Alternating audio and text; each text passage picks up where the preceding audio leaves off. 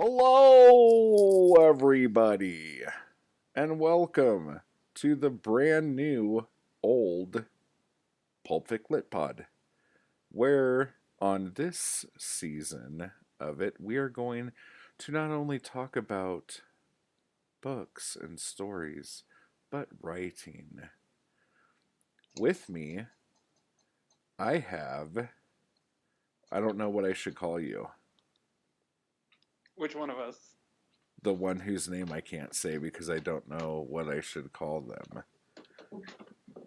Oh, just say BL Koller. Okay, that's really simple. Or that's way easier. No. We have BL Koller, and we have the inaugural Weird Mask 3K winner champion, Peter Clark. Hey. And Erin was going to be here with us today, but she's balls deep in Shark Tank. This is like the 900th time we've tried to do this today, but Google was branning out, so we couldn't do a hangout. All right. It was tragic.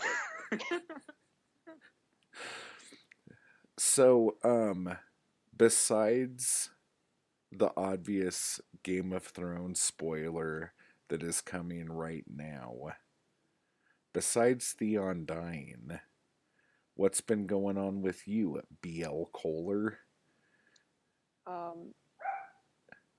That's about it. Jessica Biel Koller. I've been distraught and distressed. All right. Cool. So let's not brand this podcast up a bunch by just like sitting here not saying anything because of Theon. Peter, have you been reading anything lately? Oh man. No. I have not. I have a list of things I want to get to. I've just been writing a lot. There's nothing wrong with that. I want to read Bukowski. I want to read Infinite Jest. Oh shit! I was supposed to send you a bunch of Bukowski. I'm sorry. Yeah, I'll do that. I'll do that. Yeah. And I also want to read. I have a list of things like I really want to read. Yeah, David Foster Wallace. What else? Let me see. And Hitchhiker's Guide, because Aaron talked about that. Those books were gorgeous. And Discworld, I've heard a lot about. My dad was a big Discworld fan and tried to get me into it, and I never got into it. Well, when people try to get you into stuff, it just doesn't work because they try too hard. Well, he gave me a book, and it was about the witches, if anyone knows what the hell that means, and I wasn't that into it. I don't know why that was the book he started me out with. I don't remember the name of it, which probably doesn't help either. But it was about the witches. So, for all you Discworld fans out there, now you could yell and go, "Oh, that's not where you should have started. Your dad branded that whole thing up."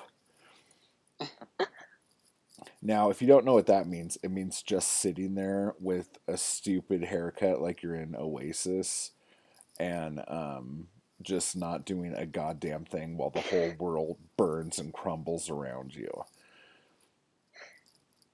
Yeah. I like how it's become an adjective. Yeah.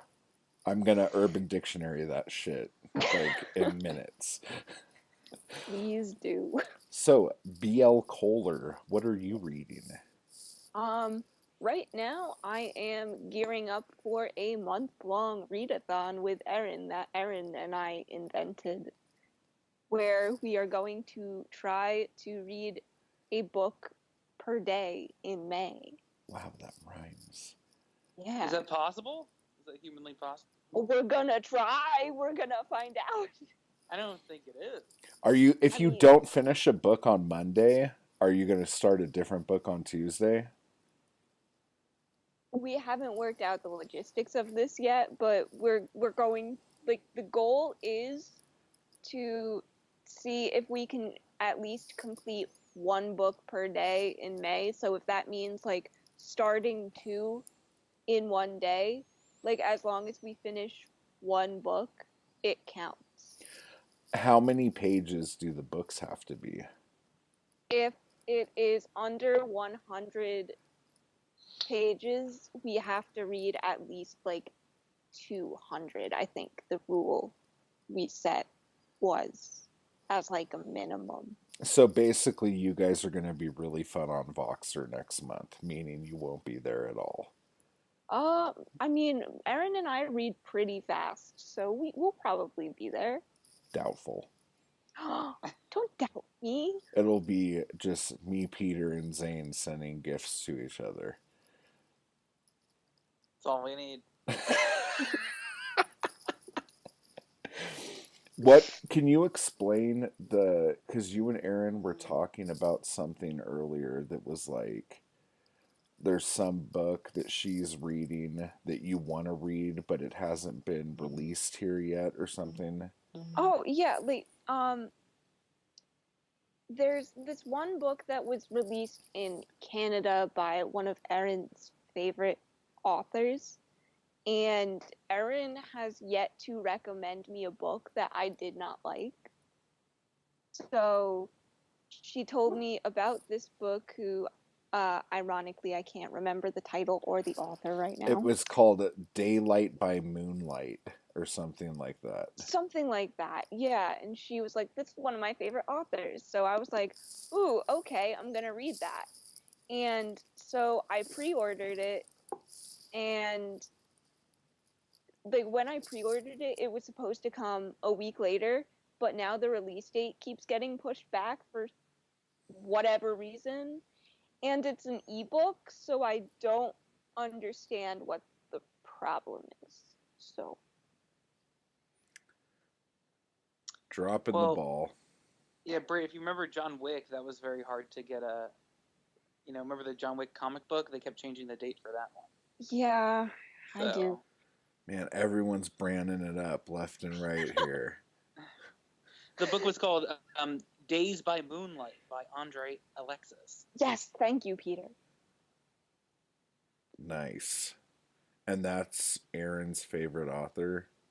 Yeah, or at least one of her favorites. So I'm excited to read that if I ever get to read it. If you guys don't know who Erin is, she's the Biblio Rapist on YouTube. Isn't that her channel name? I think it's Bibliotherapist, Matt. Oh. Okay. Yeah. Yeah, there's no rapists here. All right. Whew. That's a relief. All right. We're in Well. good company. Yeah. Well, what are you reading? Oh, I'll let you know what I'm reading. I'm right now. I'm reading Swords in the Mist, I think is what it's called. It's the third book in the Fawford and Grey Mauser series by Fritz Leiber.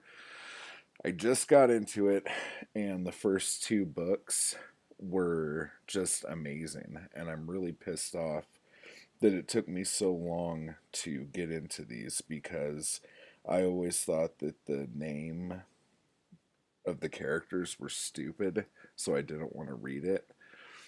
But it's really good. It's like a real like not a buddy cop, but it's like a barbarian and an ex-wizard thief who are just like roguing out together and doing all sorts of crazy crap. It's just like and they each have like these weird like wizard slash spirit slash like Obi-Wan Kenobi kind of motherfuckers that like help them out, and one of them doesn't have a face and lives in a house on stilts that walk through the mist, and then the other one has 7 eyes and they like kind of just glow and like float around its face. Like it's so interesting. And like there was this one, it like you just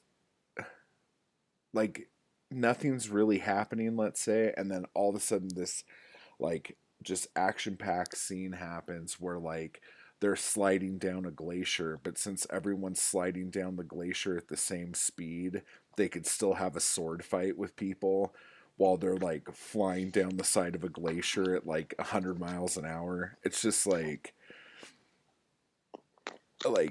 it's just like nonstop. It's just so good. And Sounds awesome. Wild. I'm really, really liking it. Those of you already know, I'm not liking the Neil Gaiman introductions to the audiobooks, but you can't have everything unless you're Bran and you just sit there and have whatever you want while everyone else burns around you. This is the day after Game of Thrones, guys, so I'm still a little pissed off at Bran. Yeah, I'm gonna forever be pissed off at Bran. It's like, hey, I'm in the Beatles. He was Things are so good. Liverpool, yay. Oh, okay, bye. Okay, I'm back. Thank you. You're a great man. Okay, bye. That's the best Bran impression I've ever heard. It's so awful. What are you Can't believe doing here? Theon died for him. I'm sitting here waiting for an old friend. I'm not a man anymore. Not really.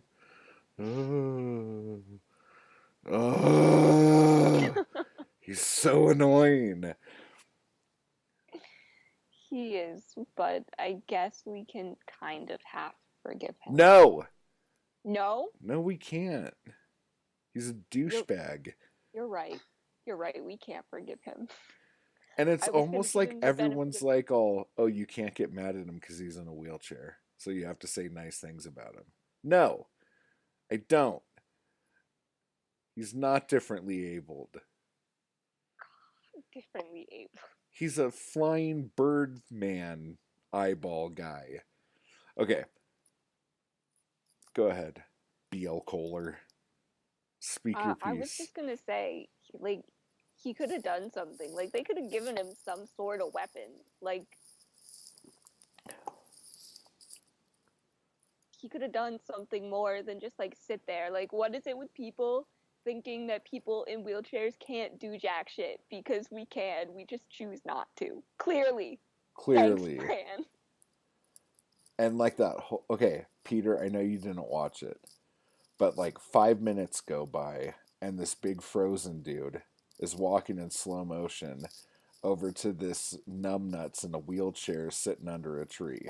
And the whole time, you know they have to meet up. And Bran just sits there. Doesn't roll himself. That would be good. Well, yeah, a crossbow would have been great, but like he could have easily just like even turned his chair towards him, or even just gone a little bit. I'm like, this is the longest slow-mo scene I've ever seen on anything, and he's just sitting there. Like, Theon just, like he just watched Theon die, and then he just looks up at the Night King, and it's just like, staring contest. I'm gonna stare into your soul, and maybe you'll melt or something. Classic. So anyway, what I wanted to have you guys here to talk about today was we just did the first inaugural Weird Mask 3K. And we had prompts, and the first prompt was a Western, and then magical realism, the color blue, and National Pretzel Day. As you do for your prompts. And we had to write 3,000 words, and whoever did it first won. And Peter was the wiener. Yeah. Yay. So, tell me what you thought of it as a writing exercise. I really liked it. I liked the challenge of having to combine multiple things, and I liked how you specified that something blue had to be important to the plot. I kind of liked the idea of that and incorporating that. But yeah, it was a lot of fun overall. I enjoyed it. When you first heard the prompts, were you scared? Like I thinking like, how think the hell am I gonna do this? magical realism I needed to look up because I'm like, what is that again? But once I realized like that's just kind of like it could just be an element, then I was not scared anymore. I guess Western is an interesting genre because I hardly ever write in that, so that was kind of scary too. But then I was like, you know what? I can make them modern day people, and they could get caught in a Western, and that's how I weaved my way around that. How did you weave your way around that, Britt? I sat and I thought for a real long time after how I could incorporate all those things. And then I finally, after deciding that I should not write about a unicorn with a flu just yet, I came up with what I sent Matt this morning. I think you really screwed the pooch by not going with the unicorn with the flu. Yeah, but I wanted to save that. Like for Yeah, when I because wasn't, when I that's didn't have the flu. that's such a solid plot that like you wanted to really make that count, right? Yeah,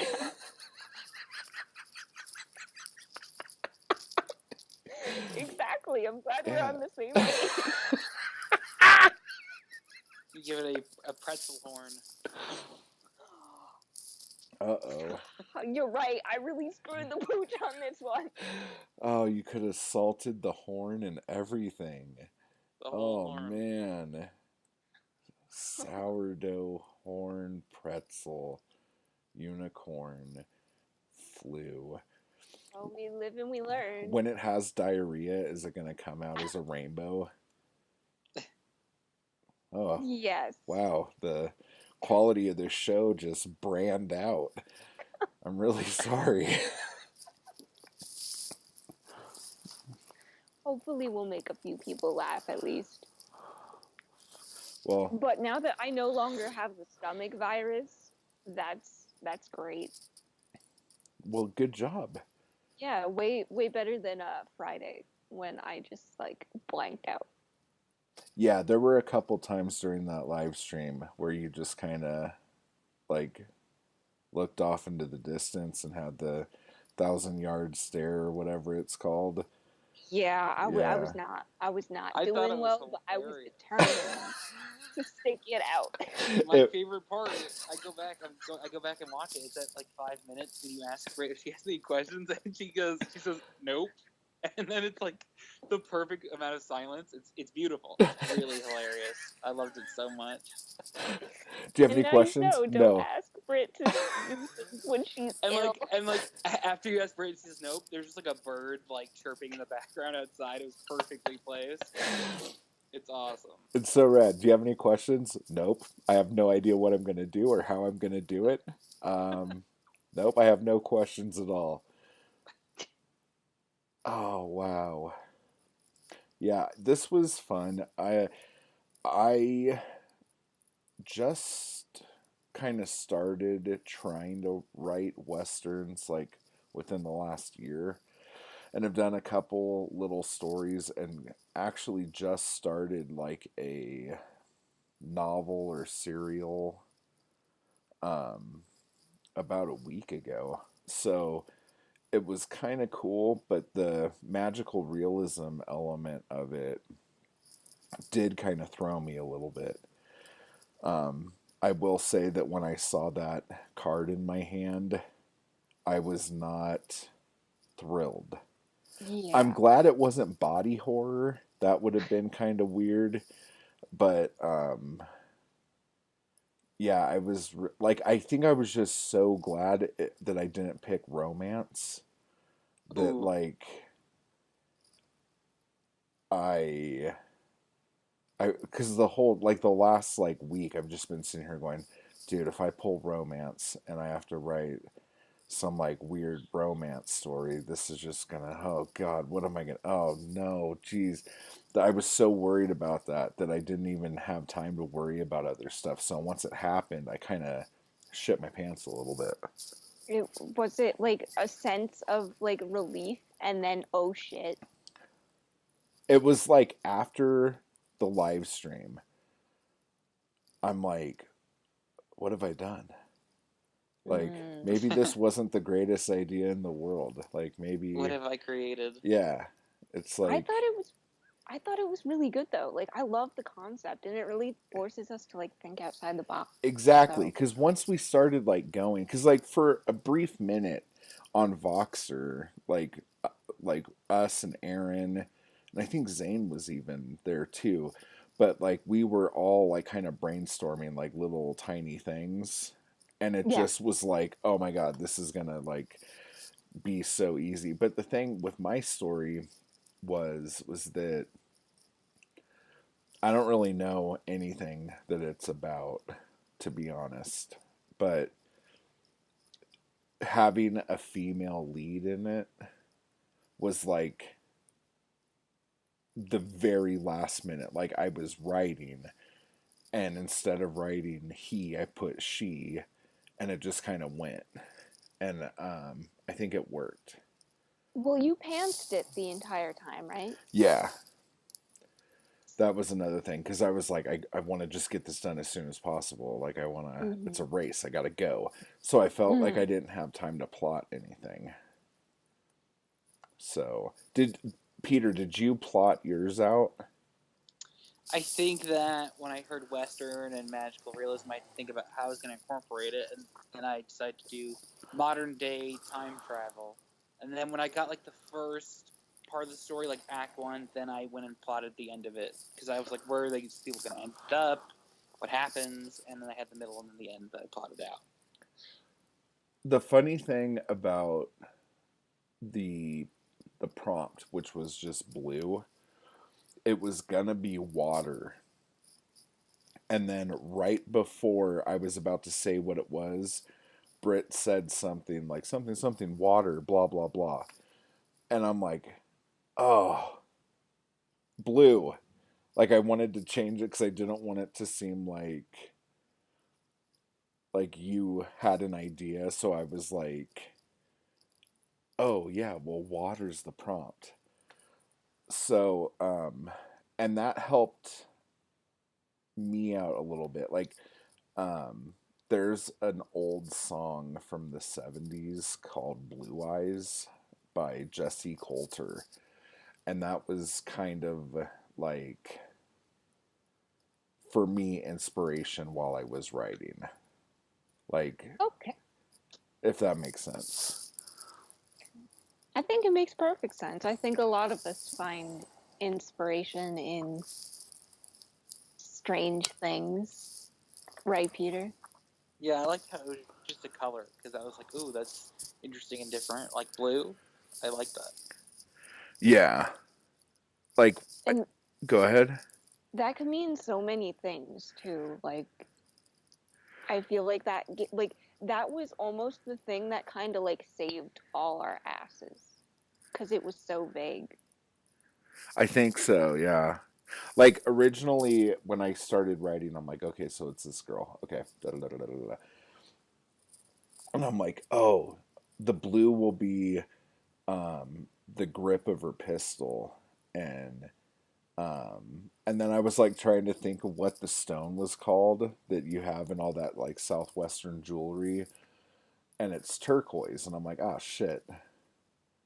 I mean, that's blue, but I can't like say blue if I'm sitting here saying turquoise all the time. Yeah. So then I had to like come up with something different for the actual blue thing. So that's how that worked. But so I kept the turquoise grip, and that was like the big thing. Um, but I feel as like I don't even know if that was on Earth. Like it seems like it was on Earth, but it could not have been on Earth. Yeah, like it felt like the setting was Western, but like the way that you went about it had like, ooh, is this Earth feel to it? Like it's almost like, I mean, I didn't mean to turn this into Game of Thrones podcast, but like you know how like Westeros is like basically Earth but weird. It's basically the United Kingdom. Yeah, Yeah. that's what it reminded me of. Yeah. Yeah. And then Fabulism is the name of the town. That was just kind of like a joke because of the Wikipedia article. I just kept thinking of that. Like I was sitting there reading your story, and I was like, "Is this going to be the gay bar that Matt was talking?" Yeah. The whole story takes place at a gay saloon in Tombstone, Arizona. No, but I liked and again, like since no one's read these stories yet, and we're just kind of jerking ourselves around here, but I liked the um, back and forth between Peter's characters, his like main characters, and like if things were a movie or if they weren't. Um, that was like kind of like the best thing for me in that. Oh, thanks. Where did you how did the whole like craft service table and all that stuff come up? Well, I decided that I wanted to be a movie set, and then I had to incorporate a pretzel. So I'm like, that's the perfect time to bring in craft services because the guy's eating a pretzel. And then literally, I made the main character a woman, but it was kind of like you find that out towards the middle of it, like it switches, I would say. Yeah. But that's all because of the pretzel and the mustard. Yeah. Like normal. It's funny Like because I've been reading some of the. I haven't read all of the submissions yet, but it's kind of weird because one of the stories is like so serious, and they worked the pretzel in, and it still feels serious. It doesn't feel like a joke, and I think that's like for those of you who don't know how that came to be, to make sure people weren't cheating by just sending in older things they've written, we wanted to put a Google trending topic in. And the only topic that came up that wasn't about Avengers Endgame or Taylor Swift was National Pretzel Day. So that's how that happened. Yeah. Yeah. Pretzels. We're going by the honor system mostly here, so like. how was it serious in the story? Does it like the guy choke his horse with a pretzel? No, it's just like it's a it's like a religious story almost, like Old West, um, like story about a priest and everything, and it's like a serious story, and like it's Pretzel Day, but it's just like that's just the day it is, and it doesn't feel because like with my story, I feel like it was shoehorned in. Um, Peter's story, it makes sense in, and like in your story, Peter, it doesn't feel like a punchline. You know what I'm saying? It's Yeah, I like tried to make it like a plot element. yeah, and like in this other one I was reading, I was just like, oh, it's just fucking Pretzel Day. Like it's just like a normal thing, and it didn't feel like a silly thing to throw in a story, I guess is the best way to put it. So that kind of caught me off guard because as soon as like I hear like magical realism and National Pretzel Day, I'm like waiting for the punchline. You know what I'm saying? For some reason, I don't know.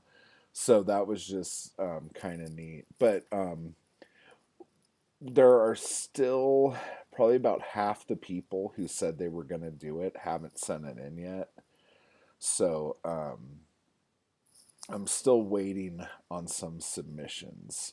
But all these submissions you'll be able to read on the Weird Mask website at weirdmask.com, where you are hearing this podcast, unless you are on iTunes. Buy on iTunes. Yeah. So anyway, so that's that, and I still am planning on doing that situation story with you guys. Yes. I Okay. am very Yeah, sounds excited. good. Yeah. So I'm trying to figure out if we should start with the bank robbery thing or the murder mystery thing. I think the bank thing will be an easier one to get off the ground, but I think the murder mystery thing will be more fun in general. Yeah. I agree. I mean, I like a good mystery. I'm a sucker for a good mystery, but I've also never attempted to really write a mystery, so that'll be interesting. Yes. What do you think, Peter? I mean, I really love the murder mystery idea, but I could see how if you're trying to get a lot of people involved, the bank heist might be a good way to introduce it to them. So it's up to you, honestly. I don't know how many people I want to get involved. For those of you who don't know, how this is going to work is that with the bank heist thing, everyone's going to write a character and write like 1,000 words or whatever about this character getting to a bank. And then once all the characters are in the bank, I'm going to write how it ends. And maybe some of them die, maybe some of them don't. We don't know. And then the murder mystery one, we're all going to write characters and then write chapters as they go and draw straws to see who gets to live the longest, kind of thing. So that'll be fun too.